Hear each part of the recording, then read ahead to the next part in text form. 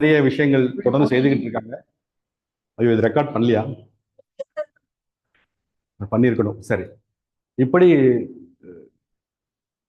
இப்படி முத்துலட்சுமி அம்மா அவர்களும் முத்துசார் அவர்களும் நமக்காக செய்த தியாகங்களும் நிறைய நல்ல நேரங்களும் நம்ம எப்பவும் நன்றியோட மனசுல வச்சிருக்கணும். அதே போல அல்கூர்ல திரு ஆனந்தராஜ் அவர்கள், மிஸ்ஸஸ் கரசி அம்மா அவர்களும் நாங்க நன்றியோடு இன்னைக்கு நினைச்சு பார்க்கிறோம். இவர்களுக்கு உறுதுணையாக தூணாக இருந்து கொண்டிருக்கும் பேராசிரியர் குமரேஷன் ஐயா, பேராசிரியர் ராமு ஐயா, ஐயா இளஞ்செழியன் பேராசிரியர் ஐயா, இவர்களுக்கும் துணையாக இருந்து கொண்டிருக்கிற துணை பேராசிரியர்கள், பெண்கள் சைட்ல இருந்து நிறைய பேர் நம்ம மன்றத்துக்காக சப்போர்ட் பண்ணிட்டு இருக்காங்க. இவங்க எல்லாம் நம்மளோட இருக்கிறது, மறுபடியும் நான் சொல்றேன், எங்களுக்கெல்லாம் பெருமை, நன்றியும் கூட.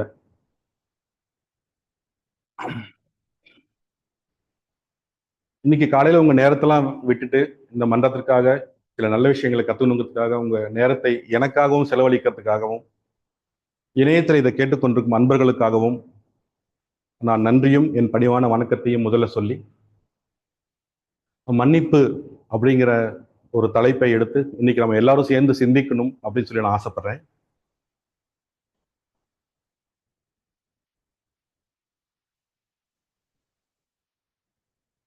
நீங்களே பண்ணுங்க.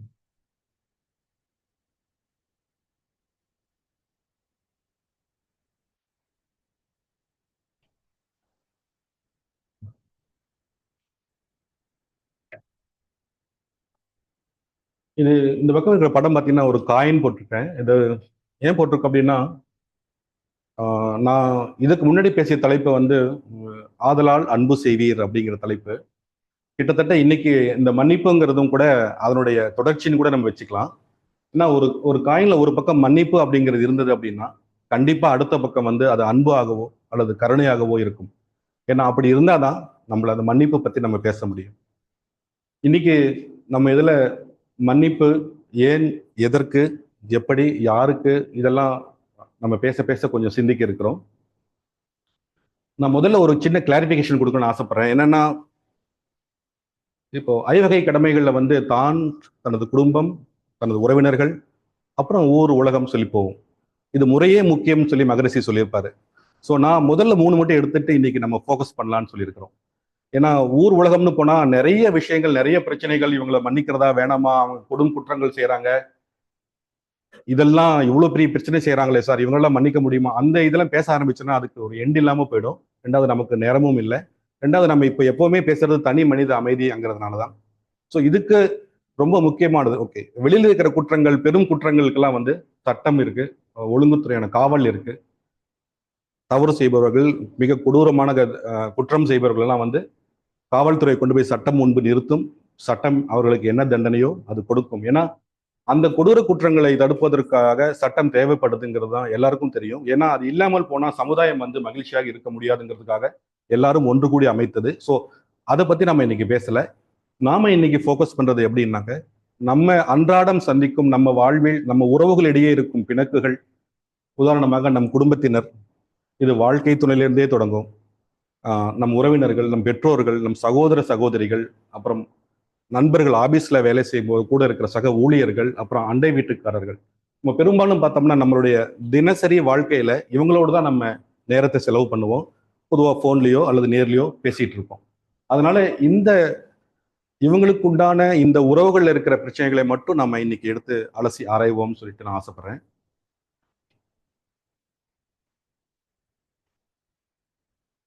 ஓகே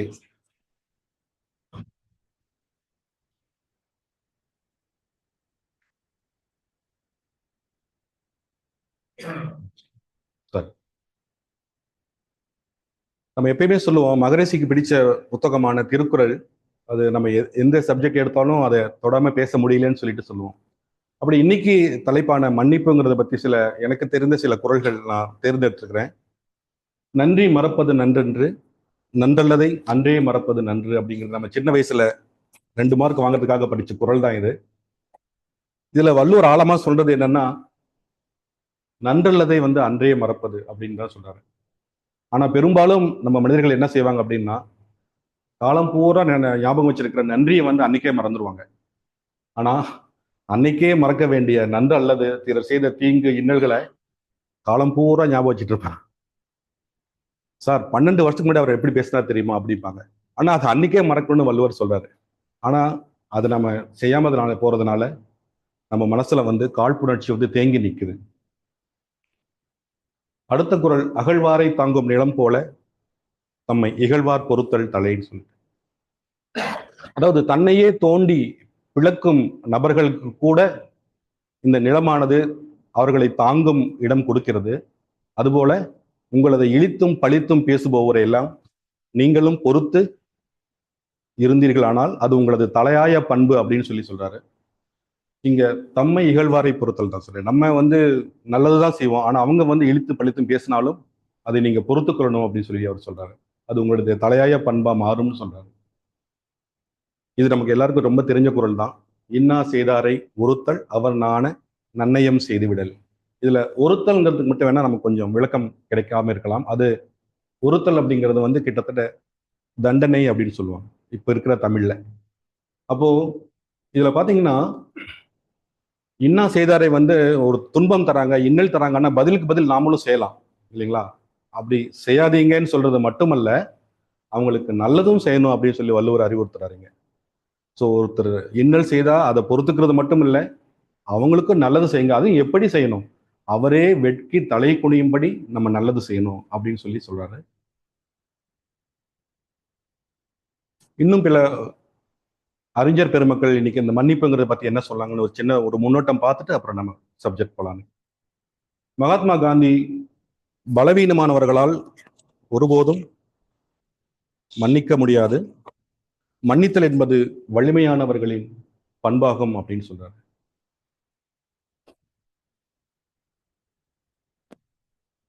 சீனாவில் இருக்கிற மிகப்பெரிய ஆன்மீக குருவும் பிலாசபருமான கன்ஃபூசியஸ் சொல்றாரு, மற்றவர்களை மன்னிக்க முடியாதவர்கள் தாங்கள் கடந்து செல்ல வேண்டிய பாலத்தை தாங்களே உடைக்கிறார்கள் அப்படின்னு சொல்றாங்க. இது ஒரு ஆங்கில பேராசிரியர்.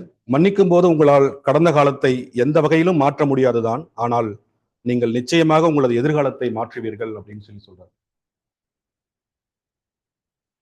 மாயா ஏஞ்சலோங்கிற ஒரு அறிஞர் சொல்றாரு, உங்களுக்கு நீங்களே கொடுக்கக்கூடிய மிக சிறந்த பரிசுகளில் ஒன்றாகும் இந்த மன்னிப்பு அப்படின்னு சொல்றாங்க.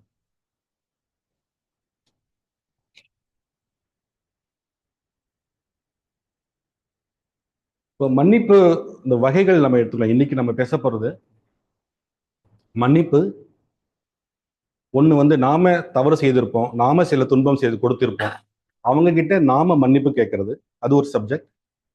பிறர் நமக்கு தீங்கு தரும்போது, பிறர் தீங்கு செய்திருக்கும் போது, பிறர் நமக்கு இன்னல் தந்தவங்களை நம்ம மனசால வச்சுட்டு நம்ம வன்மத்தோட கசப்போட வெறுப்போட வச்சுட்டு இருக்கோம் இல்லைங்களா?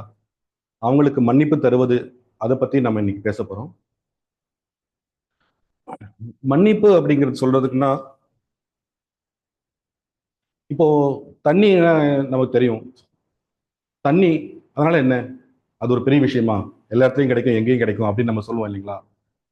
ஆனா சாப்பாடு இல்லாம கூட ஒரு மனிதனால 30 நாளுக்கு மேல உயிர் வாழ முடியும். ஆனா தண்ணீர் இல்லாமல் 5 நாட்களுக்கு மேல யாராலையும் உயிர் வாழ முடியாதுங்கிறது நம்ம தெரிஞ்சுக்கணும். அவ்வளவு முக்கியமானது. வள்ளுவர் கூட மழை நீரை வந்து அது அமிர்தம் அப்படின்னு சொல்லுவார். ஆனா மிகச்சிறந்த விஷயங்கள் தான், மிகப்பெரிய விஷயங்கள் தான். ஆனா நமக்கு அது சாதாரணமா இருக்கிறதுனால நாம அது ஒரு பெருசா எடுத்துக்கிறது இல்லை. அந்த வகையிலையும் கூட மன்னிப்புங்கிறது வந்து நம்ம கையில இருக்கிற மிகப்பெரிய வலுவான ஒரு ஆயுதம். ஆனா அதை நம்ம வந்து ஒரு சராசரியா சாதாரணமா ஒரு விஷயம் அப்படின்னு நம்ம நினைக்கிறோம். ஆனா அப்படி இல்லைன்னு நம்ம கொஞ்சம் தெரிஞ்சுக்கலாம், பின்னாடி புரிஞ்சுக்கலாம். முதல்ல இந்த மன்னிப்பு கேட்பதுக்கு, இந்த திபெத்னு சொல்லிட்டு நம்ம நேபாளுக்கு மேல கண்ட்ரி இருக்கு இல்லைங்களா, அங்க வந்து 78% வந்து புத்திஸ்ட் இருக்காங்க, புத்த சமயம் சார்ந்தவர்கள். அவங்களுக்குள்ள ஒரு வழக்கம் இருக்கு. என்ன செய்வாங்க அப்படின்னா, ஒரு பழக்கூடிய கையில எடுத்துட்டு ஒருத்தர் வீட்டுல போய் காலிங் பில் அடிப்பாங்க. காலையில ஒரு 6:30 மணிக்கெல்லாம் 7 மணிக்கெல்லாம் அந்த வீட்டுல வந்து கதவு திறந்த உடனே திடீர் நண்பர் இருக்கிற உடனே வாங்க உள்ள வாங்கன்னு கூப்பிட்டு உட்கார வைப்பாங்க. அப்ப இந்த பழக்கூடை கொண்டு போன இந்த நபர் வந்து இந்த பழக்கூடை அவர் கையில கொடுத்து, என்ன நீங்க மன்னிச்சுக்கோங்க அப்படின்னு சொல்லி சொல்லுவாரு. அவருக்கு ஒன்றும் புரியாது. என்ன இவரு காலையில காலிங் பெல் அடிச்சாரு, உள்ள வந்தாரு, மன்னிச்சுக்கோங்கன்னு சொல்றாரு அப்படின்னு. அப்போ அந்த பழக்கூடை கொடுத்த நபர் சொல்லுவாரு, நேத்து நைட்டு நான் ஒரு கனவு கண்டேன். அந்த கனவுல என்னன்னு தெரியல, உங்களுக்கு எனக்கு இடையில மனஸ்தாபம் ஆகி நான் உங்களை கோபமா பேசிட்டேன் அப்படின்னு சொல்லி, என்ன காரணமோ தெரியாது, என் மனசுல வந்து அந்த ஒரு சின்ன கசப்பு இருந்ததுனால தானே இந்த ஒரு உங்க மேல நான் கோபப்பட்டேன், அதனால என்னை மன்னிச்சுக்கோங்க.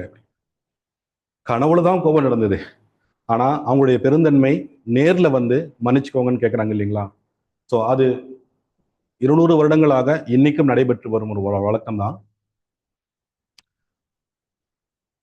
இப்போ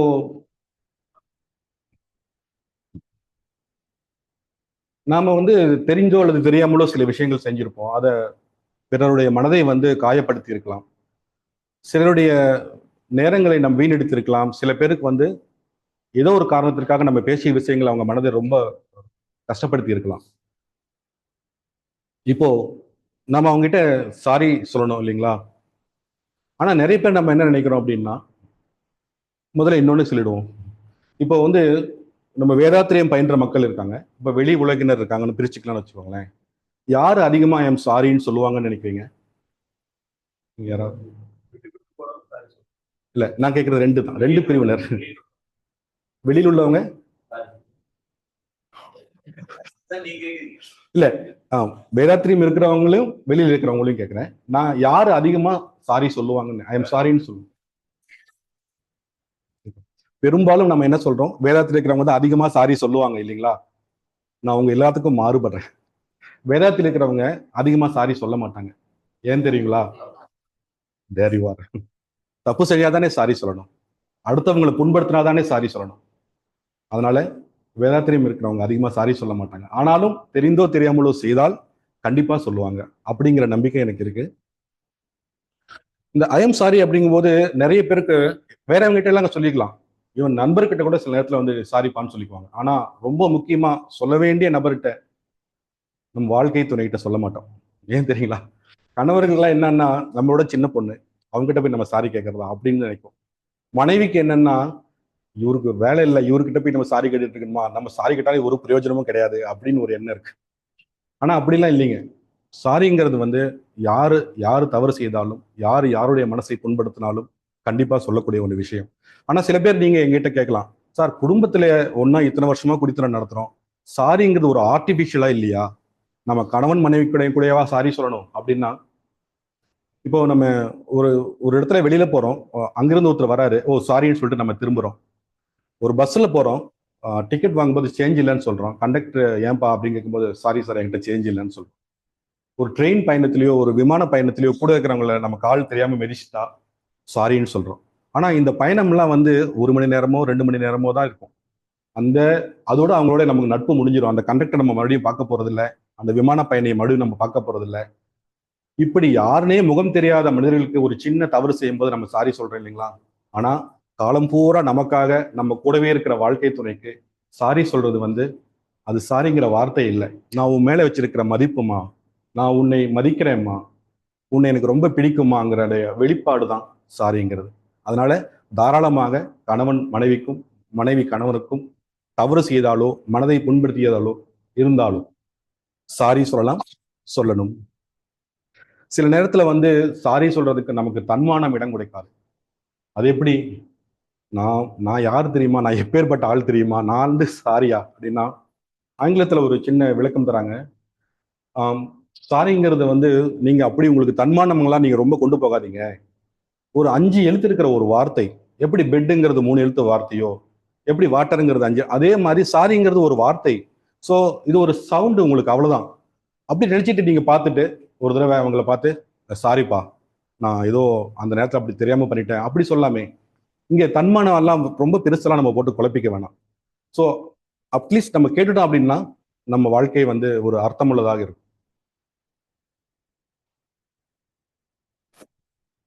இந்த ஸ்லைடு உங்களுக்கு ஞாபகம் இருக்குன்னு நினைக்கிறேன்.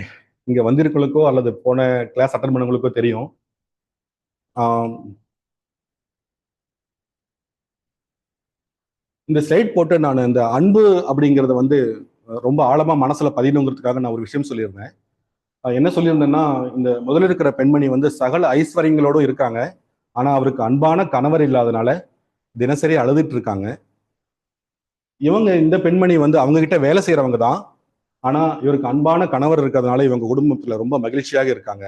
ஆனா இவங்க கிட்ட எந்த விதமான சௌகரியங்களோ வசதிகளோ இல்லதான். ஆனாலும் இவங்க அன்பு மிகுந்து இருப்பதால் இந்த குடும்பம் மிக சந்தோஷமானதாக மன நிறைவானதாக இருக்கு அப்படின்னு நான் சொல்லியிருந்தேன். ஆனா வீட்டுக்கு போனதுக்கு அப்புறம் எனக்கு பளிர்னு ஒண்ணு உரைச்சது. அப்போ அன்பு இல்லாத கணவர் இருந்தா நாம அழுதுகிட்டே இருக்க வேண்டியதுதானா, நாம சரியா சொல்லலையே அப்படின்னு சொல்லி எனக்குள்ள ஒரு தவறு செய்துட்டோமோன்னு ஒரு எண்ணம் வந்தது. அதை இன்னைக்கு சரிப்படுத்திக்கணும்னு ஆசைப்படுறேன். மட்டுமல்ல, இன்னைக்கும் இந்த ஸ்லைட்ஸ் நமக்கு தேவைங்கிறதுனாலையும் மறுபடியும் நான் அந்த ஸ்லைடையே காப்பி பண்ணியிருக்கிறேன். இப்போ அந்த சுச்சுவேஷன் எடுத்துக்கலாங்க. இப்போ முதல்ல அந்த எல்லா சௌகரியங்களும் இருக்கு. ஆனா கணவர் வந்து அன்பு செய்யல. இப்போ அழுவது ஒன்றுதான் தீர்வா? இல்லை. நாமெல்லாம் வேதாத்திரியம் பயின்றவர்கள், நமக்கு தெரியும். இப்போ இதே இந்த பெண்மணி வந்து மகரிஷி இருக்கும்போது ஆழியாருக்கு போய் அதே காரணங்கள் சொல்லியிருந்தாங்கன்னா, நான் என்னுடைய 100% நான் என்னுடைய ஒப்படைக்கிறேன் என் கணவர்கிட்ட. ஆனா என் கணவர் என்கிட்ட அன்பாகவே இல்லையே சுவாமி அப்படின்னு கேட்டிருந்தாங்கன்னா, அவர் என்ன சொல்லியிருப்பார்? நமக்கு தெரியும். கரெக்ட். ரொம்ப நன்றி. நாம பிளஸ்ஸிங், வாழ்த்து சொல்லணும். கரெக்டா? அதுக்கு முன்னாடி சில விஷயங்கள் சொல்லியிருப்பாரு. கொஞ்சம் விட்டு கொடுத்து போம்மா, கொஞ்சம் சகிப்புத்தன்மையோட இருமா, காலையிலும் மாலையும் தவம் செய்துட்டு உங்க கணவரை நினைத்து நீங்க வாழ்த்து சொல்லிக்கிட்டே இருங்கம்மா அப்படின்னு தான் சொல்லுவார், இல்லைங்களா? காந்திஜி கூட அதே தான் வேற மாதிரி சொல்லியிருக்காரு. நான் ஏற்கனவே ஒரு மன்றத்தை கூட ஒரு பேச்சில் பேசியிருக்கேன். காந்தியமும் வேதாத்திரியமும் அப்படிங்கிற தலைப்புல நிறைய இருக்கிற ஒற்றுமைகளை பத்தி நான் நிறைய பேசியிருக்கேன் ஒரு செவ்வாய்க்கிழமை மாலை வகுப்புல. இப்போ இந்த விஷயத்துல மகரிஷி சொன்ன மாதிரி காந்தி என்ன சொன்னாரு அப்படின்னா, உண்மையிலேயே ஒரு தமிழ்நாட்டில் இருக்கிற ஒரு பெண்மணி வந்து காந்திக்கு ஒரு கடிதம் எழுதினாங்க. என்ன எழுதினாங்கன்னா, நானும் என் பிள்ளையும் வந்து ரொம்ப கஷ்டப்படுறோம். அன்னைக்கு எங்க வீட்டுக்காரர் அன்னைக்கு வேலைக்கு போயிட்டு வந்தாதான் எங்களுக்கு சாப்பாடு கிடைக்கும். ஆனா அவரு வேலைக்கு போகாம குடிக்க ஆரம்பிச்சிட்டாரு. காசும் இல்லை, என் குழந்தைக்கு நானும் சாப்பாட்டுக்கே வழி இல்லை, என்ன செய்யறதுன்னு தெரியாம நானே வேலைக்கு போக ஆரம்பிச்சிட்டேன். இப்போ நான் வேலைக்கு போய் அந்த கூலி வேலை செஞ்சு சனிக்கிழமை நான் பணம் வாங்கும்போது அதையும் வந்து என்னை அடிச்சு பிடுங்கி வாங்கிட்டு முக்காவாசி பணத்தை எடுத்துட்டு போயிடுறாரு. இப்போ நாங்க கஞ்சி தான் குடிச்சிட்டு இருக்கிறோம். இப்போ நான் உழைத்த காசு கூட எனக்கு கிடைக்கலையே. இப்ப சொல்லுங்க, இப்ப என் கணவர்கிட்ட நான் வந்து நீங்க அடக்குமுறை கூடாதுன்னு சொல்றீங்க, அன்பா இருக்கணும்னு சொல்றீங்க, இந்த மாதிரி கணவர்கிட்ட நான் எப்படி அன்பாக இருக்க முடியும் அப்படின்னு ஒரு கடிதம் எழுதி அப்ப தபால் கார்டு இல்லைங்களா அனுப்பிச்சு விட்டாங்க. காந்திக்கு ஒரு பழக்கம் அவருக்கு என்ன இருக்கு அப்படின்னா, எந்த கடிதம் வந்தாலும் படிக்க சொல்லிட்டு, இப்ப தமிழ்ல எழுதியிருந்ததுன்னா மொழிபெயர்த்து படிக்க சொல்லிட்டு அவரே தன் கைப்பட கடிதம் எழுதுவார். ஒரு நாள் காலையில 2:36 3:12 இருக்கும். அவர் நைட்டு ஃபுல்லா கடிதங்களுக்கு அந்த கைப்பட பதில் எழுதாம தூங்கினதே இல்லைன்னு சொல்லுவாங்க. அதனாலதான் அவருக்கு பிபிலாம் 280 இருக்கும் கடைசி காலத்துல இருந்தது, சரியா தூக்கம் இல்லாதனால. அவரு அந்த கடிதத்தை படிச்சு பார்த்துட்டு பதில் எழுதினாரு. அந்த பதிலுக்கு முன்னாடி நான் உங்ககிட்ட கேட்கிறேன், இப்போ மகரிஷியோ காந்தியோ வந்து அடக்குமுறையை கையாளுங்கள், உங்கள் கணவரை எதிர்த்து சண்டை போடுங்கள்னு சொல்லுவாங்களா? சொல்லியிருக்க மாட்டார். அவரும் என்ன சொன்னார் அப்படின்னா, நான் சொல்லி இந்த 3 விஷயங்களை ஃபாலோ பண்ணுங்கம்மா. ஒண்ணு, உங்கள் கணவர் என்றைக்கெல்லாம் குடித்து விட்டு வருகிறாரோ அன்றைக்கு அவருக்கு எதிராக நீங்கள் உண்ணாவிரதம் இருங்கள். 2, இப்படி குடித்து வரும் கணவரின் உடல்நிலை கெட்டு போகக்கூடாதே என்று இறைவனிடம் பிரார்த்தியுங்கள், அவர் நீண்ட நாள் வாழ வேண்டும் என பிரார்த்தியுங்கள். 3, அவர் அன்பிற்காக நீங்கள் ஏங்கிக் கொண்டிருப்பதை அவரை அமர வைத்து நீங்கள் சொல்லி புரிய வையுங்கள். இங்க பாருங்க, இங்க எங்கேயுமே கோவப்படுங்கனோ, அவ எதிர்த்து பேசுங்கனோ, இல்ல விட்டுட்டு போங்கனோ அந்த மாதிரி வார்த்தைகளே இல்லை. மாறாக அவர்களை முழுமையாக உங்கள் இப்படி இருக்கும் கணவரை கூட நீங்கள் ஏற்றுக்கொண்டு அவர் மீது அன்பு செலுத்துங்கள், கருணையோடு அவரை மன்னியுங்கள் அப்படின்னு தான் மகாத்மாவும் சொல்லியிருக்காங்க. அதனாலதான் அவங்க மகரிஷின்னு சொல்றோம், மகாத்மான்னு சொல்றோம். இப்போ நம்ம மகரிஷி இந்த மன்னிப்புங்கிறத பத்திலாம் என்ன சொல்லியிருக்காரு ஒரு சின்ன ஒரு கருத்துக்கள் பார்ப்போங்க. நமக்கு தெரியும், தினந்தோறும் நம்ம தவத்துல வந்து நமக்கு இன்னல் புரிவோர், நம்மை எதிரிகளாக நினைப்போர் எவரேனும் இருப்பினும் அவர்களும் மனம் திருந்தி நல்வாழ்வு வாழ வேண்டும் என காலையில ஒரு தடவை மாலையில ஒரு தடவை சொல்றாரு மகரிஷி. என்னன்னா, இதுல ஒரு ஸ்டேட்மெண்ட் ஃபர்ஸ்ட் நம்ம கவனிக்க வேண்டியது, நமக்கு யாரும் எதிரி இருக்கக்கூடாது. கரெக்டுங்களா?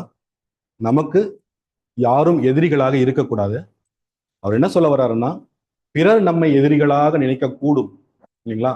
நாம ஏதோ ஒரு வார்த்தைகள் எப்பயாவது ஒரு தடவை பேசியிருக்கலாம், நம்ம அறியாமலோ அல்லது வேறவங்கிட்ட ஏதோ ஒரு லூஸ் டாக் பண்ணும்போதோ, அல்லது நம்ம நண்பர்கள் போய் நம்ம பேசுனதை மாற்றி உருமாற்றி அவங்க கிட்ட போய் சொல்லி நம்ம மேல அவங்களுக்கு கோபம் வந்திருக்கலாம். அப்படி நிறைய விஷயங்கள் வந்து அவங்க தான் நம்மள நினைச்சிட்டு இருப்பாங்க எதிரிகளாக.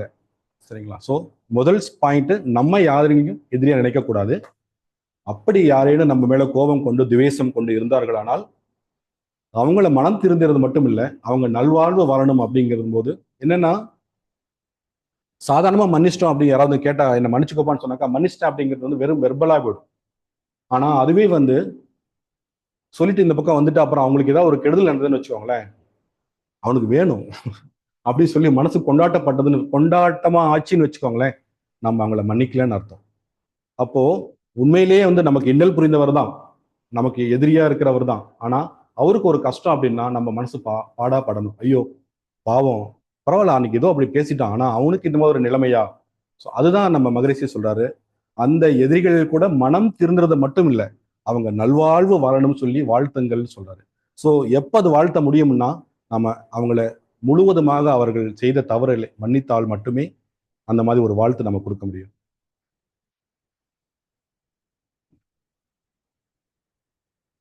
இந்த நலமே நாடுவோம்னு 1983 மகரிஷி எழுதிய இந்த பாடல், நம்மை சூற்றி பொறாமையினால் பிறர் படித்தால் நம் வினையே வெளிப்படுதலாக எண்ணி சுமை மனதில் கொள்ளாது அமைதி கொள்வோம், சொற்சூடு அளிப்பவர்க்கு வாழ்த்து சொல்வோம். சரிங்களா? இப்ப பாருங்க, நம்மை தூற்றி பொறாமையினால் பிறர் பழித்தோ இழித்தோ பேசும் நாள் கூட ரொம்ப முக்கியமா கவனிக்க வேண்டியது, நம் வினை வெளிப்படுகிறது இல்லைங்களா? நம் முன் செய்த வினைகள் இவர் மூலியமாக நமக்கு ஒரு வழியை உண்டாக்குது, இவர் மூலியமாக நம் இன்னல் வெளியேறுது அப்படின்னு தான் நீங்க நினைக்கணும். அவர் நம்மளை திட்டுறாரு, எப்படி திட்டலாம், இந்த மாதிரி ஆளு நம்ம பக்கத்துல வச்சிருக்கோம், அந்த மாதிரி நம்ம தாட் கொண்டு போகாதீங்க. உங்களுக்கு ஒருத்தர் வழி தராரு, ஒரு துன்பம் தராரு அப்படின்னா உங்களுடைய முன்வினையை வந்து அவர் எடுக்கிறார். சோ நீங்க அவருக்கு நன்றி சொல்லணுமே ஒழிய அவரை எந்த காரணத்துக்கு கொண்டும் வெறுக்கக்கூடாதுங்கிறது தான் மகரிஷியுடைய எண்ணமும் அவருடைய எழுத்தும் அப்படிதான் நமக்கு சொல்லிக் கொடுக்குது. சோ சுமை மனதில் கொள்ளாது அமைதி கொள்வோம், சொற்சூடு அளிப்பவர்க்கு வாழ்த்து சொல்வோம். நமக்கு தெரியும் வார்த்தைகள் வந்து ரொம்ப சூடா இருந்ததுன்னா நம்ம மனசுல வடுவா தங்கிடும். ஆனா அது கூட வேணாம், அந்த மாதிரி சூடு வார்த்தைகள் சொன்னால் கூட அவர்களை வாழ்த்தி நாம் அன்றாட வேலைகளை பார்க்க போகணும் அப்படின்னு சொல்லி சொல்றாரு. அப்புறம் இந்த மாதிரி சில வாசகங்கள் நம்ம நிறைய படிச்சிருக்கோம், கேட்டிருக்கோம், இல்ல நம்ம பார்த்திருக்கோம். உனக்கு தீமை செய்திருக்கும் நன்மையே செய்யுங்கள், உங்கள் சத்துருக்களையும் நேசியுங்கள், உங்கள் அண்டை வீட்டாரையும் உனை போலவே நேசியுங்கள் அப்படிங்கிறதெல்லாம் நம்ம படிச்சிருக்கோம். ஆனா சார், நீங்க சொல்றதுதான் சரி சார், ஆனா வாழ்க்கை துணையை வந்து நீங்க மறுபடியும் மறுபடியும் சொல்றீங்க வாழ்த்தணும், அவர் வந்து மன்னிக்கணும், அவர் மனசுல ஒண்ணு நினைக்க கூடாதுன்னு சொல்றீங்க. உங்களுக்கு என்ன சார் தெரியும், அந்த மனுஷனை கட்டிட்டு நான் படுற பாடு இருக்கே அப்படின்னு நம்ம ஆரம்பிப்பாங்க நம்ம பெண்கள் சொன்னோம். ஆனா அவர்கள் சொல்லக்கூடிய விஷயங்கள் யோசிச்சு பார்த்தோம்னா என்ன சொல்லுவாங்க, சார் காலையில சாப்பாடு கட்டி கொடுக்குறேன் சார், வீட்டுக்கு வந்த உடனே அந்த சாப்பாடு காலியான டப்பாவை எடுத்து சிங்கில் கூட போய் போட மாட்டாங்க சார். குழந்தைக்கு எக்ஸாம் வரும் சார், இன்னைக்காவது மேத்ஸ் சொல்லி கொடுக்கன்னு கேட்பேன் சார், அன்னைக்கும் சொல்லி கொடுக்க மாட்டாங்க சார். இந்த மாதிரி அவங்களுக்கு இருக்கிற ஒரு பிரச்சனைகள், ஆனா அது நியாயமானதாக இருக்கும். அவங்க சைட்ல இருந்து பார்க்கும்போது அது 100% வந்து தவறுதான் அப்படிங்கிற மாதிரி தோணும். அதை அவங்க சொல்லுவாங்க. ஆனா ஒன்னா ரெண்டா சார் சொல்லி மாளாது சார் அப்படின்னு பெண்கள் சொல்லும்போது நமக்கு கஷ்டமா இருக்கும். ஆனா அது உண்மையும் கூட. ஆனா ஆண்கள் கிட்ட கேட்டா அவங்க சொல்லுவாங்க, சார் நான் ஆபீஸ்ல எவ்வளவு டென்ஷனோட தெரியுமா வீட்டுக்கு வரேன், வீட்டுக்கு வந்தா கொஞ்சம் நிம்மதி இருக்குல்ல சார், ஏதாவது ஒண்ணு பேசிக்கிட்டே ஒரு பிரச்சனை பண்ணிட்டே இருந்தா வீட்டுக்கு வரவே ரொம்ப கஷ்டமா இருக்கு சார் அப்படின்னு சொல்லி அவங்களுடைய சொல்லுவாங்க. அப்போ என்னன்னா இது வந்து குற்றங்கள் நம்ம சொல்ல வரல, ஆனா ஒரு சில கசப்பான நிகழ்ச்சிகள் மனசுல தங்குது பாத்தீங்களா, அது என்ன ஆகும்னா இப்போ நாள்பட நீரிடித்து கல்லும் என்ன சொல்றது, எறும்பூர கல்லும் தேய்ங்கிறாங்க பாத்தீங்கன்னா, தொடர்ந்து நடந்துகிட்டே இருந்ததுன்னு வச்சுக்கோங்களேன், அந்த கல்லு கூட வந்து தேயும். அது போல கணவன் மனைவி 20 30 40 ஆண்டு வருடங்களாக ஒரே வீட்டுல இருந்து கொண்டு தொடர்ந்து இது மாதிரி நடந்துகிட்டே இருந்ததுன்னு வச்சுக்கோங்களேன், ஒரு சலிப்பு வரும், ஒரு வெறுப்பு வரும், ஒரு சின்னதா. ஆனா அது டெம்பரரியா இருந்தா கூட அது வரும், அது உண்மைதானுங்களே. அப்போ ஒரு விஷயங்கள் நம்ம ஞாபகம் வச்சுக்கிறது என்னன்னா, இங்கிலீஷ்ல சொல்லுவாங்க அவுட் ஆஃப் பாக்ஸ்ன்னு சொல்லி ஆஃபீஸ்லாம் சொல்லி தருவாங்க. அதாவது பேர்ட் ஐ வியூன்னு சொல்லி, அதாவது பருந்து பார்வை.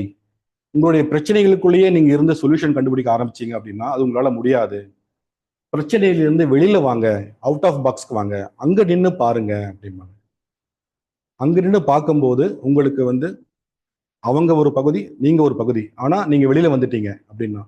ஆங்கிலத்துல ஒரு வார்த்தை இடியம்ஸ் அண்ட் ஃபேசஸ்ன்னு சொல்லுவாங்க, if I were in your shoes அப்படின்னு.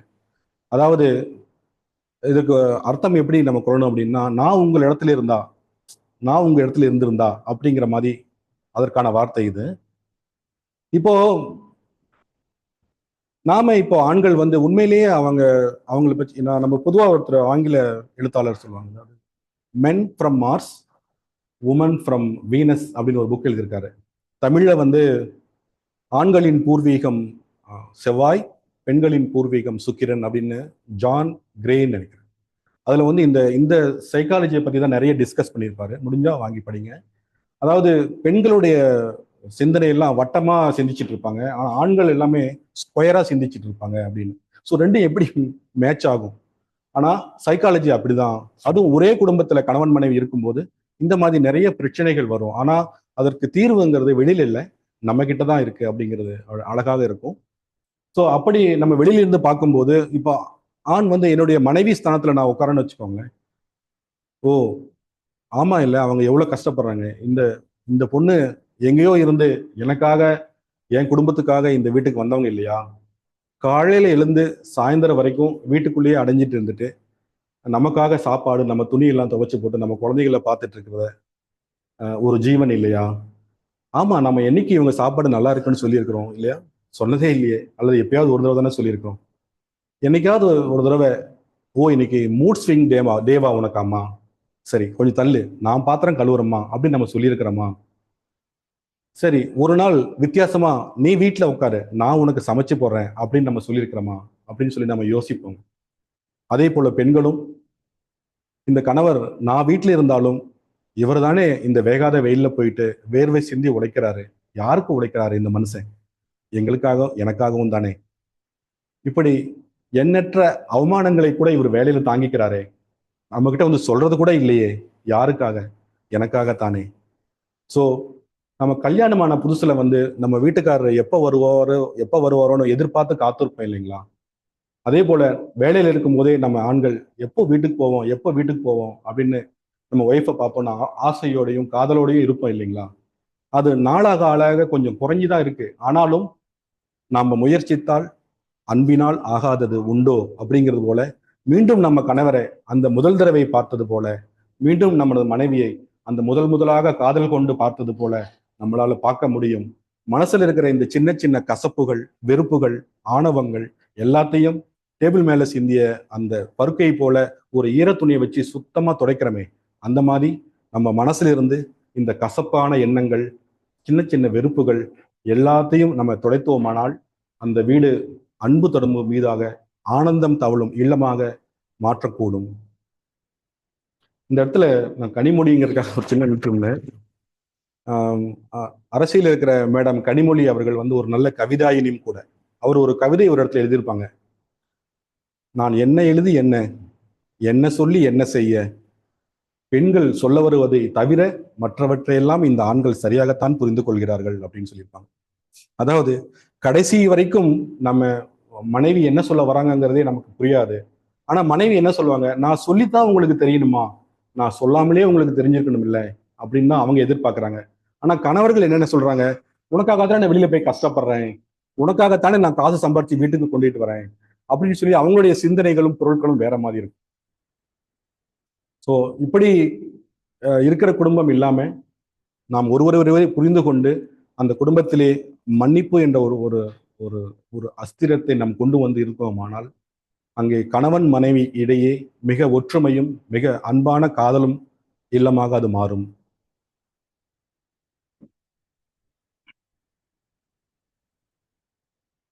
நான் இந்த கதை சொல்லி படம் விளக்குற மாதிரியே மாறிட்டேன்னு நினைக்கிறேன். ஆனாலும் இதுல எனக்கு ஒரு நம்பிக்கை இருக்கு. என்ன தெரியுங்களா, நான் முதல்ல ஒரு ஸ்லைடு காட்டோன்னே நீங்க எல்லாம் அதை பத்தி எனக்கு தெரியும்னு சொன்னீங்க இல்லையா? இப்ப இல்ல, இன்னும் 10 வருஷமா கழிச்சு நான் அந்த ஸ்லைடை காட்டினாலும் உங்களுக்கு அது ஞாபகம் வரும். அதே மாதிரி ஒரு படம் சொல்லி அதை நம்ம சொல்லும் போது நம்ம மனசுல ஆழமா பதியும்னு நான் நம்புறதுனால சில விஷயங்கள் படங்களா காட்டணும்னு ஆசைப்படுறேன். நம்ம இன்ஸ்டன்ட் காஃபி நம்ம கேள்விப்பட்டிருக்கோம். நம்ம ஊருக்கு போகும்போது இன்ஸ்டன்ட் புளியோதரை பவுடர்னு வாங்கிட்டு போவோம், அப்படி கலந்த உடனே ரெடி ஆயிடும் இல்லைங்களா?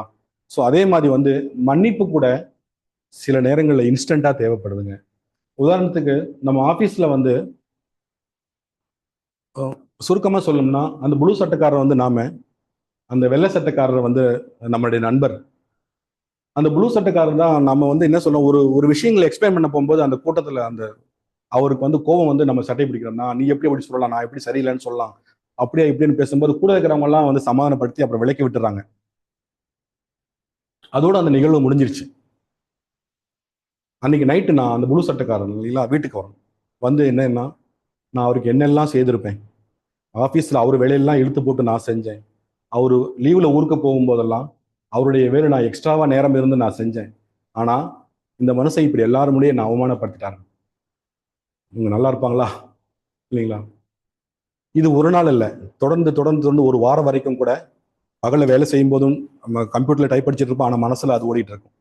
அப்படி ஒரு துவேஷம், ஒரு வெறுப்பு, இவருக்கெல்லாம் நான் எவ்வளவு செஞ்சு இந்த ஆள் இப்படி செஞ்சுட்டாரேன்னு சொல்லிட்டு இருக்கு இல்லைங்களா? ஆனா நம்ம ஒண்ணு யோசிச்சு பார்த்தோங்களா? அந்த நிகழ்வு முடிஞ்சது. அந்த வெள்ளை சட்டைக்காரர் வந்து நிம்மதியா தூங்கிட்டு இருக்காரு. தினந்தோறும் அவர் வேலையை பார்த்துட்டு இருக்காரு. அவருக்கு எந்த விதமான பிரச்சனையும் இல்லை. ஆனா இப்ப பிரச்சனை யாருக்கு? நான் தவறு செய்யல தான். ஆனா ஒரு வாரமா நான் சரியா தூங்கல.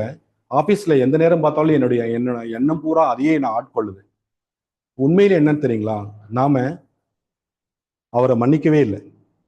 அதனால ஒரு வாரமா நம்ம சுமந்துட்டு இருக்கிறோம். நம்ம பிரச்சனைகள், நம்ம நேரத்தை எல்லாத்தையும் அவருக்காக கொடுத்துட்டு நம்ம வந்து வழியோட இருக்கிறோம் இல்லைங்களா? இப்படி யோசிச்சு பார்ப்போம். அந்த சம்பவம் நடந்தது அன்னைக்கு. அன்னைக்கு டேபிளுக்கு திரும்பி வரோம். ஓகே, இவனை பத்தி நமக்கு தெரியும், க்ளோஸ் ஃப்ரெண்டு தானே, ஏதோ இன்னைக்கு வேகமா இருக்காரு, ஏதோ மூட் அவுட்ல இருக்கார் போல, நம்மளை இந்த மாதிரி எல்லாரும் முடியும் பேசிட்டாரு. இட்ஸ் ஓகே, ஐ ஃபர்கிவ் தம் அப்படின்னு ஒரே ஒரு வார்த்தையை நம்ம மனசுக்கிட்ட நம்ம சொல்லிட்டோம் அப்படின்னா அதோடு அது முடிஞ்சிருக்கும். நம்ம நிம்மதியான தூங்கி இருக்கலாம். ஒரு வாரமா நம்ம மனசுல போட்டிருக்கிற எண்ணங்கள், அலைச்சல்கள் எதுவுமே இல்லாம ஆனந்தமா நம்ம நாட்கள் போயிருக்கும் இல்லைங்களா? அப்போ அந்த மன்னிப்பு கொடுக்காதனால யாருக்கு பாதிப்பு உண்டாகுது? இதனாலதான் அவன் மகரிஷி சொல்வாரு, நீங்க மன்னிப்புங்கிறது வந்து ரொம்ப பெரிய விஷயம். அது வந்து பிறரை வாழ்த்துவது மட்டுமல்ல, உங்களது உள் உள் அகத்தையும் வந்து நன்மைக்கு உண்டாக்கும்னு சொல்லுவார். அதாவது இப்ப அவர் ஒரு விஷயம் செஞ்சுட்டா அவர் மேல கோபம் வருது பாத்தீங்களா? அப்போ வந்து கண்கள்லாம் செவக்கும், அப்படியே படபடன்னு இந்த இடத்துல அடிச்சுக்கும், கையெல்லாம் சில பேருக்கு நடுங்கும். ஏன் அதனால உள்ள ஒரு பயாலஜிக்கல் கெமிக்கல் நமக்குள்ள ஃபார்ம் ஆகுது. அதாவது நமக்கு வேண்டத்தகாத ஒரு வெறுப்பு வந்துருச்சு அப்படின்னா நமக்கு ஒரு கண்ணெல்லாம் செவக்குது இல்லைங்களா? அப்ப என்ன சொல்றாரு, அந்த இதுக்கு போகாதீங்கன்னு சொல்றாரு மகரிஷி. அப்படியே செகண்ட்ஸ்ல போனாலும் திரும்பி வந்துருங்க, நீங்க மன்னிச்சு பாருங்க, நீங்க மறுபடியும் உங்க உங்க மைண்ட் வந்து சாந்தமா அமைதியா ஆயிடும். அப்போ மீதி இருக்கிற நாட்கள் ஆனந்தமா போகும் அப்படிங்கிறது தான். அடுத்த கதைக்கு போறோங்க. இந்த இந்த மேடம் இவங்களுக்கு வந்து கொஞ்சம் டிப்ரெஷனா இருக்கிறதா தெரியும் உங்களுக்கு அந்த படம். அது என்ன நடந்ததுன்னா, கொஞ்ச நாளுக்கு முன்னாடி இவங்களுக்கு பர்த்டே வந்தது. பர்த்டே வந்து நல்ல சிறப்பாக கொண்டாடுறேன்னு சொல்லிட்டு அன்னைக்கு கணவர் வந்து ஆஃபீஸ்க்கு லீவ் போட்டுட்டு ஒரு நல்ல ஒரு 10,000 மதிப்புள்ள ஒரு பட்டு சேலை இந்தாமான்னு சொல்லி கிஃப்ட் பண்ணியிருந்தாரு. அன்னைக்கு வந்து மதியம் நல்ல ஹோட்டலுக்கு கூட்டிட்டு போயிட்டு சாப்பாடு வாங்கி தருவதாகவும், சாயந்தரம் பீச்சுக்கு போகிறதாகவும் எல்லாம் பிளான் பண்ணி ஆனந்தமா உறங்க போனாங்க. காலையில எழுந்துட்டு பட்டு சேலையை வச்சுட்டு குளிக்க போனாங்க, தலைக்கு குளிக்கிறது. அப்போ பக்கத்துல பையனுக்கு தலைக்கு குளிப்பாட்டுறதுக்காக நல்லெண்ணெய் வச்சிருந்தாங்க. எப்பயும் போல வீட்டுல பையன் கிரிக்கெட் அல்லது பால் எடுத்து ஃபுட்பால் விளையாடும் போது அந்த நல்லெண்ணெய் மேல பட்டு அது பட்டு சேலை மேல பட்டுருச்சு. இப்போ அவங்க குளிச்சுட்டு வந்து பாக்குறாங்க, எப்படி இருக்கும்? எடுத்து பலார் பலாருன்னு நாளார பையனுக்கு. உண்மை என்ன தெரியுங்களா? நம்ம வந்து மனிதர்கள் மேல அன்பு கொள்ளணும், பொருட்கள் மேல வந்து பற்று கொள்ளக்கூடாது இல்லைங்களா? ஆனா இங்க பட்டு சேலை மேல நம்ம அன்பு செலுத்தி மனிதர்களை வந்து பற்று இல்லாம அடிக்கிறோம். தயவு செய்து, ஆனா நீங்க யாரும் இப்படி செய்ய மாட்டீங்க, ஏன்னா வேதாத்திரத்தில் இருக்கிறீங்க. வெளியில் இருக்கிற சில பெண்கள் செய்வாங்க. இப்போ அடுத்து என்ன நடந்ததுன்னு பார்க்கலாங்களா? அப்போ சேலை வந்து இந்த மாதிரி ஆயிடுச்சு. ஏன்னா அந்த கலர்ல ஒரு ஹேண்ட்பேக் வாங்கி வச்சிருந்தாங்க, அந்த கலர்ல ஒரு செப்பல் வாங்கி வச்சிருந்தாங்க, அந்த கலர்ல தலைக்கு போடுற பின் வாங்கி வச்சிருந்தாங்க, அந்த பட்டு சேலை கலர்ல நெயில் பாலிஷ் வச்சிருந்தாங்க. இப்போ எல்லாமே போயிடுச்சுன்னு சொல்லி கோபம் அதுலதான் அடிச்சது. ஆனா வேற வழி இல்லாம வேற புடவை எடுத்து கட்டிட்டு தான் வந்தாங்க. ஆனா நேரா ஒரு கோயில் கூட்டிட்டு போனாரு. அவங்களால முழுமையா இணைய முடியல இறைவனோட. ஏன்னா அவன் மனசுல வந்து அவ்வளவு கோபம், அந்த இந்த பொண்ணு இப்படி பையன் இப்படி பண்ணிட்டானே அப்படின்னு. திருப்பி அவர் லஞ்சு கூட்டிட்டு போறாரு. அவங்க அந்த சாப்பாடை வந்து முழுமையா சாப்பிட முடியல. அப்ப என்ன வந்துருச்சு அப்படின்னா, கொஞ்சம் கொஞ்சமா நேரம் ஆக ஆக அவங்களுக்குள்ளே ஒரு குற்ற மனப்பான்மை வந்துருச்சு. ஆமா, நம்ம அடிச்சிருக்க கூடாதுல்ல, பாவம் அவன் முகம் பார்க்கும்போது ரொம்ப கஷ்டமா இருக்கு, பையன் ரொம்ப சோகமா இருக்கான்ல அப்படின்னு. திருப்பி பீச்சுக்கு கூட்டிட்டு போனாரு. அங்கேயும் அவங்களால சந்தோஷமா இருக்க முடியல. நம்ம நல்லா யோசிச்சு பார்த்தோம், என்ன நடந்தது? பட்டுப்புடவை வந்து வேஸ்டா போயிடல, அந்த கரையை எடுத்துடலாம் இல்லைங்களா? இன்னைக்கு கட்ட முடியல, அவ்வளவுதானே. ஆனா நான் அந்த நேரத்துல உடனே மன்னிச்சிருந்தேன்னா, இட்ஸ் ஓகே அப்படின்னு சொல்லி நினைச்சிருந்தேன்னா, அந்த ஒரு டெசிஷன் நான் எடுத்திருந்தேன் அப்படின்னா, என் பையனை நான் அடிச்சிருக்க மாட்டேன் இல்லைங்களா? அந்த அடிக்காதனால எனக்குள்ள எந்த குற்ற மனப்பான்மையும் இருந்திருக்காது. எப்ப நான் மன்னிச்சேனோ அதோடு நான் நார்மல் ஆயிட்டேன். நல்ல வகையில கோயிலுக்கு போய் பிரார்த்தனை, இறைவனோட இணைந்திருப்பேன். அன்னைக்கு முழுதும் சந்தோஷமானதாக, மன நிறைவான நாளாக எனக்கு மாறி இருக்கும். அப்படி அன்பான கணவர், குழந்தையை கூட கூட இருந்தும் கூட நான் என்னுடைய தவறான முடிவினால் அந்த நாள் வந்து எனக்கு ஆனந்தமா இல்லாம போச்சு இல்லைங்களா? அப்படின்னு இவங்க டிப்ரெஷனா இந்த போட்டோ தான் இது. இது நானா ஃபார்ம் பண்ணதான், அவங்க யாருன்னு எனக்கு தெரியாது. அப்புறம் ஊர்ல வந்து ஒரு குரு கிட்ட இந்த மாதிரி பிரச்சனை இருக்கிற பெண்மணி போய் சொன்னாங்களாம், எங்க பக்கத்து வீட்டுக்காரர் வந்து செஞ்சது நினைச்சாங்கன்னா குரு, என்னால தாங்கவே முடியாது. அவங்களுக்கு வந்து நான் என்னென்ன செஞ்சேன்னு தெரியுங்களா? அவங்க கடைசியில என்னை பத்தி இப்படி பேசிட்டாங்க, அவங்க இப்படி செஞ்சிட்டாங்க அப்படின்னு சொல்லுவாங்க. ஆஹ் குரு வந்து இது எப்பமா நடந்தது? 4 வருஷம் ஆச்சுங்க குரு. 4 வருஷம் ஆச்சுங்களா? சரி நீ கொஞ்சம் அங்க உட்காரமான்னு சொல்லிட்டு அவர் சிஷியரை கூப்பிட்டு அவர் காதுல கொஞ்சம் சொன்னார்களாம். அவர் சிஷியரும் இந்த ஒரு பொட்டேட்டோ, உருளைக்கிழங்கு, அது ஒரு 10 உருளைக்கிழங்கு ஒரு பையில போட்டு அந்த அம்மாவை கூப்பிட்டு இதை வச்சுக்கோங்க. அது வந்து கிட்டத்தட்ட கெட்டு போகிற மாதிரி இருந்த உருளைக்கிழங்கு. இந்த பையை எடுத்துட்டு நீங்க வீட்டுல போய் வச்சுக்கோங்கம்மா. ஒரு வாரம் கழிச்சு வருவீங்க இல்லையா? அப்ப இது கொண்டு வாங்க அப்படின்னு சொன்னாங்க. அந்த அம்மாவும் சரி ஏதோ இவர் தந்தா ஏதோ நல்லதா தான் இருக்கும்னு சொல்லி வீட்டுல போய் வாங்கி பிரசாதம் மாதிரி ஒரு ஓரமா வச்சுட்டு அவங்க வேலையை பார்த்துட்டு இருந்தாங்க. திடீர்னு அடுத்த நாள்ல இருந்து ஸ்மெல் பயங்கரமா வீட்டுக்குள்ள வர ஆரம்பிச்சிச்சு. அந்த ரொம்ப தாங்க முடியாத 3 4 நாள்லாம் ரொம்ப வீடு ஃபுல்லா வந்து வேற எந்த சிந்தனையுமே விடாம இந்த இந்த வாசனையே இருக்கிறதுனால உளுந்திரிச்சிட்டு 4வது நாளே வந்துட்டாங்க அவரை பாக்குறதுக்கு. நீங்க ஒரு வாரம் கழிச்சு தான் வர சொன்னீங்க, என்னால 4 நாள் கூட இதை வச்சுட்டு இருக்க முடியல, இது எதுக்கு என்கிட்ட கொடுத்தீங்கன்னு தெரியலைங்க அப்படின்னு உடனே அப்ப சொன்னார், இது உங்களுக்கு தேவைப்படாதது இல்லையா? உங்களுக்கு வேண்டாதது இல்லையா? 4 நாள் கூட வச்சிட்டு இருக்க முடியாதுன்னு சொல்றீங்களே. ஏன்னா அவங்க பக்கத்து வீட்டுக்காரங்களை வச்சுக்கிற மேல வெறுப்பு 4 வருஷமா அவங்க மனசுல சுமந்துட்டு இருக்கீங்களேம்மா. நீங்க ஏன் அவங்கள மன்னிக்கல? நீங்க அன்னைக்கே அவங்கள மன்னிச்சிருந்தீங்க அப்படின்னா இந்த 4 வருஷம் அவங்கள பார்க்கும்போது உண்டான வேதனை எல்லாம் உங்களுக்கு வந்திருக்காதே. அவங்கள பார்க்கும்போது உங்களால எப்படி அன்பு செலுத்த முடியும்? இதே மாதிரி ஒரு துவேஷம் உங்க மனசுல வச்சிருந்தீங்கன்னா எப்படி உங்களால முடியும்? இத ஆங்கிலத்துல வந்து ரோட்டன் பொட்டேட்டோஸ்னு ஒரு தேரி சொல்லுவாங்க. ஸோ தேவையில்லாததை, உங்களுக்கு வேண்டாததை சுமந்து கொண்டிருக்காதீர்கள்னு சொல்லுவாங்க. ஸோ அப்படிதான் நம்ம வெறுப்புங்கிறதும் கசப்புங்கிறதும் வன்மம்ங்கிறதும் எதையும் நம்ம மனசுல வச்சுட்டு இருந்தோமானால் அது நமக்கு தான் தீங்கு விளைவிக்கும். அதனாலதான் மகரிஷி சொல்றாரு, தூக்கி எறிங்க, தூர கடாசுங்க, அவங்கள வாழ்த்துங்க. வள்ளுவர் கூட சினமென்னும் சேர்ந்தாரை கொல்லி அப்படிங்கிறாரு. கொல்லின்னா எனக்கு நெருப்பு. அந்த நெருப்பை தூக்கி இங்க வச்சா கத கத கதன்னு எரியும் இல்லைங்களா? அது வேண்டாம், அது விடுங்க. அவங்க ஏதோ பாவம், அந்த ஜீவன் ஏதோ ஒரு நேரத்துல ஏதோ ஒரு டென்ஷன்ல அப்படி பேசியிருக்கலாம் அல்லது அப்படி செஞ்சிருக்கலாம். அவங்க என்ன பிரச்சனை இருக்காங்களோ நமக்கு தெரியாது, நம்ம மன்னிப்போம் அப்படிங்கிறதுல வாங்க. இது நம்ம வாழ்க்கையை வந்து ஒரு 8 8 பிரிச்ச ஒரு போட்டோ.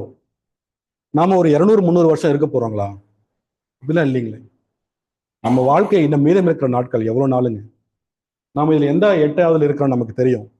மீதமுள்ள 8 இன்னும் கொஞ்ச நாள்ல பிறந்தப்ப எப்படி குழந்தையா இருந்தோமோ அதே மாதிரி நாம குழந்தையா மாறக்கூடிய நாட்கள் வெகு தூரத்தில் இல்லை. எப்படி குழந்தையா இருக்கும்போது பிறரது அரவணைப்பும் அன்பும் நமக்கு தேவைப்பட்டதோ அதே மாதிரி பின்னாடி நமக்கு தேவைங்க. அப்போ இப்போ நமக்கு காலம் இருக்கும் போதே, நமக்கு சக்தி இருக்கும் போதே மனிதர்களை நாம் சம்பாதிக்க முடியாமல் இருந்தால் பின்னால நமக்கு நம்மை சுற்றி யார் இருப்பாங்க? அது கணவர் மனைவியாக இருந்தாலும் சரி, குழந்தைகளாக இருந்தாலும் சரி, உறவினர்கள் நண்பர்களாக யாரா இருந்தாலும் சரி, நாம் இப்பொழுதே அவர்களை மன்னித்து அரவணைத்துக் கொள்வோமானால் பின்னால் மட்டுமல்ல எந்நாளும் அவர் நமக்கு உறுதுணையாக இருப்பார்கள்.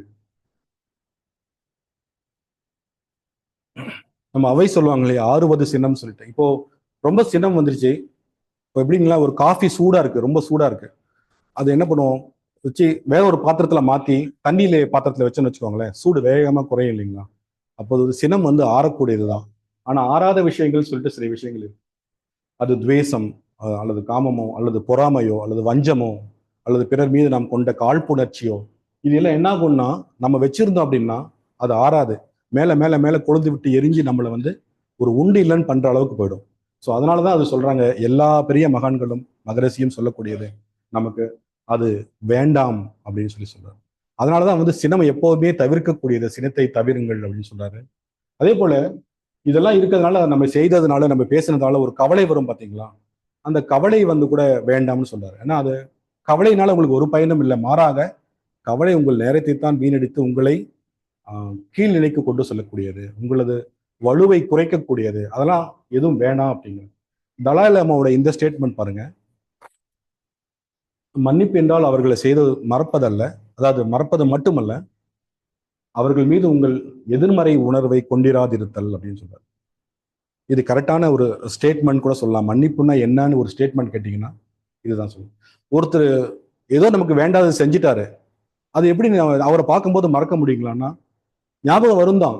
ஆனா அது செய்ததுனால ஒரு கசப்பான எண்ணம் இருக்கு பாத்தீங்களா மனசுல, ஒரு வேண்டாத ஒரு காழ்ப்புணர்ச்சி வருது பாத்தீங்களா, அது வேணாம். அந்த மாதிரி இல்லாமல் இருப்பதுதான் அவங்க மேல இருக்கிற மன்னிப்பு அப்படின்னு சொல்லி சொல்ல. மனுஷ புத்திரன் சொல்லிட்டு ஒரு கவிஞர் இருக்காருங்க. அவர் வந்து ஒரு கவிதை படித்தேன், ரொம்ப ஆழமா இருந்தது, உங்களோடையும் பகிர்ந்து கொள்ளணும் ஆசை. அது இன்னைக்கு தலைப்புக்கு சம்பந்தப்பட்டதும் கூட. ஒரு இளைஞன் வந்து தன் காதல் வயப்பட்டிருக்கும் போது அவங்க காதலியை வந்து சில காரணங்களுக்காக நீ வேணாம் அப்படின்னு சொல்லி அவங்கள விட்டுட்டு வேற இடத்துக்கு போறாங்க. அப்போ உண்மையான காதல் என்பதால் அந்த இளைஞனுக்கு துவேஷம், கோபம் எதுவும் வரல. அந்த காதலியை, தன் விட்டு விட்டு போன காதலியை வந்து மன்னிச்சு தன்னுடைய வேதனையை இப்படியாக பதிவு செய்கிறார். உனக்கு என் அன்பை நினைவில்லை, நாம் சந்தித்த முதல் நாளை நினைவில்லை, நாம் பரிமாறிக்கொண்ட பரிசு பொருட்கள் உனக்கு நினைவில்லை, உனக்காக நான் பட்ட அவமானங்கள் உனக்கு நினைவில்லை, நீ கண்ணீரோடு நின்ற தருணங்களில் உனக்காக நான் நின்றது உனக்கு நினைவில்லை. இப்படி எல்லாமாக உனக்கு நான் இருந்தேன். ஆனால் உன் மனதில் கசப்பு என்ற கிருமி எப்படியோ உள்ளே நுழைந்து விட்டது, ஆதலால் உனக்கு எதுவுமே நினைவில்லை. சரி, பரவாயில்லை. இல்லாமல் போன ஒரு உறவில் எதையாவது ஒன்று சொல்லி நான் உனக்கு ஞாபகப்படுத்துவது ஒரு கற்சிலைக்கு அது பிரிந்து வந்த மழையை நினைவூட்டுவது போல அப்படின்னு சொல்லி ஃபுல் ஸ்டாப். இது ரொம்ப வித்தியாசமா, ரொம்ப அவரு மன்னித்தது வந்து எனக்கு ரொம்ப பிடிச்சிருந்தது. அது உங்களோட பகிர்ந்துகிட்டது எனக்கு ஆசை. மகரிஷியோட இந்த இது பாருங்க, எல்லாருக்கும் உதவி செய்வோம், தற்பெருமை பேசி தன்முனைப்பு மீறி தவறு என்று பிறரை கூறும் அற்பமனம் உடையவர்கள் இருப்பர் நம்மில். அன்பு கொண்டு அவர்களை அரவணைத்தே நமது சொற்களினால் வாழ்த்தி அவர் சிந்தனையை உயர்த்தி சூட்சுமமாய் அவர் அறிந்து உய்ய நற்பணியை செய்திடுவோம். இது நம்ம ஞான கலைஞத்துல இருக்கு. இங்க தற்பெருமையினாலேயோ தன்முனைப்பினாலேயோ அப்படி இருக்காங்க, குறை கூறுபவர்கள் நிறைய பேர் இருக்காங்க, அற்ப மனம் கொண்டவர்கள் நிறைய பேர் இருக்காங்க. ஆனாலும் நாம் அதை பெரிதுபடுத்தாமல் அன்பு கொண்டு அப்படிங்கிறார். அதை ஏற்கனவே சொன்ன மாதிரி அன்பு இல்லாமல் கூட சில நேரத்துல மன்னிக்கலாம், ஆனா அது முழுமையானதாக இருக்காது அப்படிங்கிறத நம்ம சொல்லணும்.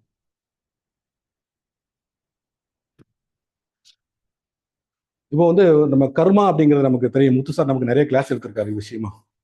அதாவது சஞ்சிதம் பிராரப்தம்னு சொல்றோம். இன்னும் புரிதலுக்காக மறுபடியும் ஞாபகப்படுத்துறேன். சஞ்சிதம்ங்கிறது வந்து நம்ம பல பிறவிகள் சேர்த்து வைத்த முன் வினைகள் அப்படின்னு நம்ம சொல்லுவோம். பிராரப்தம் அப்படிங்கிறது வந்து இந்த ஜென்மத்துல நமக்காக கொண்டு வந்ததுன்னு சொல்லலாம். உதாரணத்துக்கு சஞ்சிதம் அப்படிங்கிறது வந்து ஒரு 1000 படி அளவு இருக்குன்னு வச்சுக்கோங்களேன், நம்ம சேர்த்து வைத்த முன்வினை. இந்த ஜென்மத்துல வந்து ஒரு 100 படியை கொண்டு வந்திருப்போம், இந்த ஜென்மத்துல அது கழிக்கணுங்கிறதுக்காக. ஸோ இப்போ அதே போல எல்லாரும் கொண்டு வந்திருப்பாங்க இல்லைங்களா, இதே ஃபார்முலா வச்சுக்குவோம். இப்போ ஒருத்தர் தவறு செய்யறாரு, ஒருத்தர் குற்றம் செய்துட்டாங்க, அநீதி இழைச்சிட்டாங்க, நமக்கு துன்பம் கொடுத்துட்டாங்க, இன்னல் புரிந்தோர். இதுல எதை வச்சு நீங்க அளந்து அவங்களுக்கு மன்னிப்பு கொடுக்கலாம் அப்படிங்கிறது நான் உங்ககிட்ட கேட்கல. ஏன்னா இதுல 1/4 படி இருக்கு, அரைப்படி இருக்கு, 3/4 படி இருக்கு, 1 படி இருக்கு. இது அவங்களுடைய மனசை பொறுத்து மாறும். சில நேரத்துல வந்து உனக்கெல்லாம் 1/4 படி போதும் அப்படின்னு சொல்லி நான் கொடுக்கலாம் இல்லைங்களா. ஆனா ஒரு தீர்க்கதரிசியின் வார்த்தைகள் இருக்கு, நீ எதனால் அளக்கிறாயோ அதனாலேயே அழைக்கப்படுவீர்கள் அப்படின்னு சொல்லுவார்.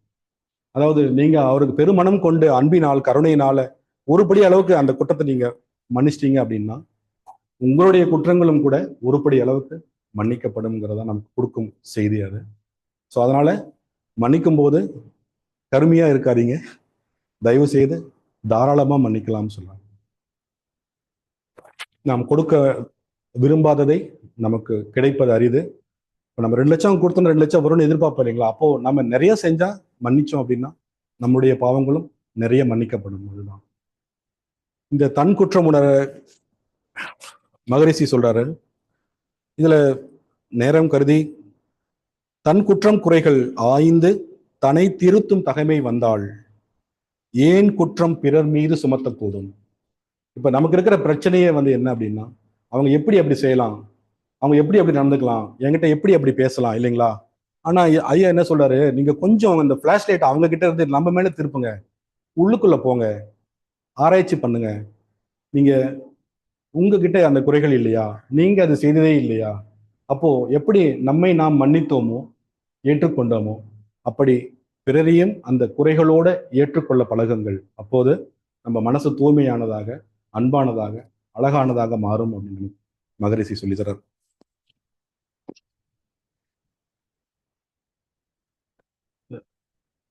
மறுபடியும் இப்போ புரிதலுக்காக நான் ஒரு கணக்கு வச்சிருக்கேங்க. இது இப்போ ஒருத்தர் மறுபடியும் இன்னல் தரவர் தான், துன்பம் தரவர் தான், நமக்கு தீங்கு செய்பவர் தான், நம்ம மனசை ரணகலப்படுத்தியவர் தான். நியாயத்தராசு உங்களது கையில இருக்கு.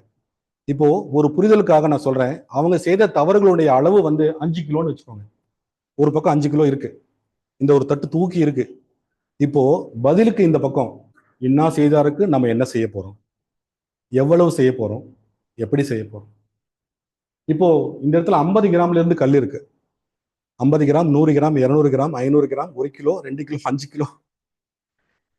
இந்த தட்டுல எவ்வளவு வேணாலும் நம்ம எடுத்து மன்னிக்கலாம் இல்லைங்களா? அது நம்ம கையில தான் இருக்கு. யாரும் உங்களை வந்து கட்டாயப்படுத்த போறதே கிடையாது. ஆனா அவர் 5 கிலோ அந்த பக்கம் தவறு செய்திருக்காரு, தட்டு தூக்கி இருக்கு. இப்போ நம்ம எவ்வளவு கிலோ எடுத்து வைக்கலாம், எவ்வளவு மன்னிக்கலாம்? 3 கிலோங்களா?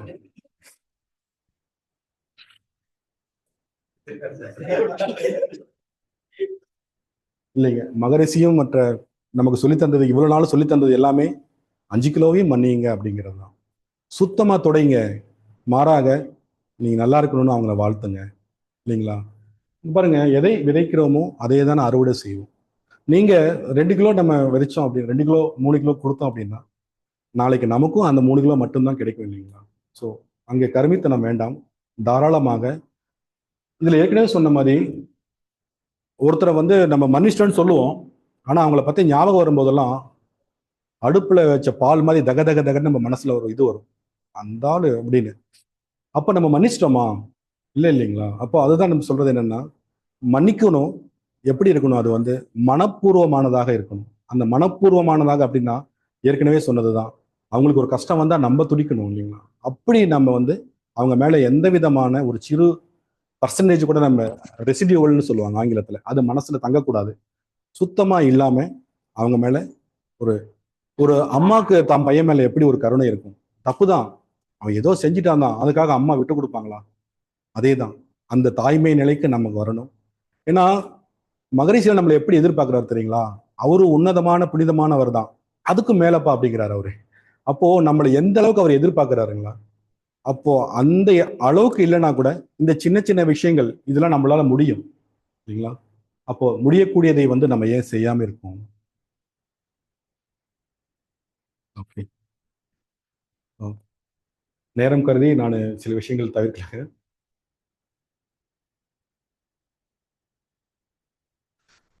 மகரிஷி நமக்கு சொல்லிக் கொடுக்கும் எப்பவுமே இயற்கையின் ரகசியம் உணர்ந்தோர் பிறர் துன்பம் போக்கும் இனிய செயலை கடமையாக கொள்வார். ஸோ இப்போ நம்ம முன்னாடி சொன்ன இல்லைங்களா, ஒருத்தரை மன்னிக்கிறதும் மன்னிக்காததும் நம்ம கையில இருக்குன்னு சொல்றீங்களா? ஆனா மகரிஷி என்ன சொல்றாரு, அது உங்களுக்கு கடமையாக இருக்கணும். எப்படின்னா எப்பவும் ஒரு துன்பம் போக்குவதாக இருக்கணும், அவ எப்படிப்பட்டவராக இருந்தாலும் சரி. இதுவும் நேரம் தெரிவிக்கணும். செய்யாத தவறுக்கு கேட்கப்படும் மன்னிப்பு பயந்தோ பணிந்தோ அல்ல. கணவர் மனைவிடமோ மனைவி கணவரிடமோ சாரி அப்படின்னு சொன்னா நான் எனது கோபத்தை விட உன் அன்பை பெரிதாக மதிக்கிறேன்ங்கிறதுக்காக தான் அப்படி சொல்றாங்கிறத நம்ம புரிஞ்சுக்கணும். நான் மறுபடியும் வேகமா போறேன். நிறைவு ஸ்லைட்ஸ்க்கு வந்தாச்சு. நமக்கு நிறைய வாழ்க்கை துணையாகட்டும், நண்பர்களாகட்டும், உறவினர்களாகட்டும், அண்டை வீட்டுக்காரர்களாகட்டும், சக ஊழியர்களாகட்டும், நிறைய துன்பங்கள், நிறைய இன்னல்கள் செய்திருக்கிறாங்க தான். ஆனால் இப்படி பாருங்க, நமக்கு அதற்கான பதில் இறைவன் ஏற்கனவே தந்திருக்காரு. எப்படின்னா, இந்த சூரியன் நான் நல்லவர்களுக்கு மட்டும்தான் வெளிச்சம் தருவேன் அப்படின்னு சொல்லலை. இந்த தென்றல் நான் தீயவர்களுக்கெல்லாம் நான் காற்று தரமாட்டேன்னு சொல்லலை. காய்கனிகளும் பூக்களும் தீயோர்கள் பறித்தோர் ஆனால் நான் சுவையோ மனமோ தரமாட்டேன் அப்படின்னு சொல்லலை. அப்போ எல்லாவற்றையும், எல்லா மனிதர்களையும் மன்னித்து இறைவன் இயற்கையின் மூலமாக எப்படி அன்பை சமமாக பாவித்து தருகிறாரோ நாமும் அப்படி பழக வேண்டும். ஆங்கிலத்தில் ஒரு வார்த்தை சொல்லுவாங்க, ஜாய் ஆஃப் கிவிங் அப்படின்னு சொல்லிட்டு. ஸோ பெறுவதில் அல்ல, கொடுப்பதில் ஒரு ஆனந்தமும் அன்பும் அதீத பெருமையும் இருக்கிறது. ஸோ அதை நாம் உணர்ந்து, இப்போ கடல் நீரையும் ஆவியா போகும், அதுல நிறைய உப்பு தண்ணீர் தான் இருக்கு, ஆவியா போகுது. கலங்கிய ஏரி தண்ணீரும் அதுல இருக்கிற நீரும் ஆவியா தான் போகுது. குட்டைகள் அழுக்கு நிறைந்து இருக்கிற குட்டைகள் அழுக்கு நீரும் ஆவியா தான் மேலே போகுது. ஆனா அது மேகமாக மாறி மழையாக நமக்கு திரும்பி வரும்போது அங்கே உப்பு இல்லை, களங்கள் இல்லை, அழுக்கு இல்லை, தூய நன்னீர் மட்டுமே இருக்கிறது. அதுபோல பிறர் நமக்கு தவறுகள் செய்தாலும், இன்னல்கள் புரிந்தாலும் அதை சுத்தமாக துடைத்து வைத்துவிட்டு நம்மிடமிருந்து வெளிப்படுவது அன்பும் கருணையுமாக அவரை மன்னித்து ஏற்றுக்கொள்ளும் மனப்பக்குவத்துடன் நாம் இருந்தோமானால் நம்முடைய வாழ்வு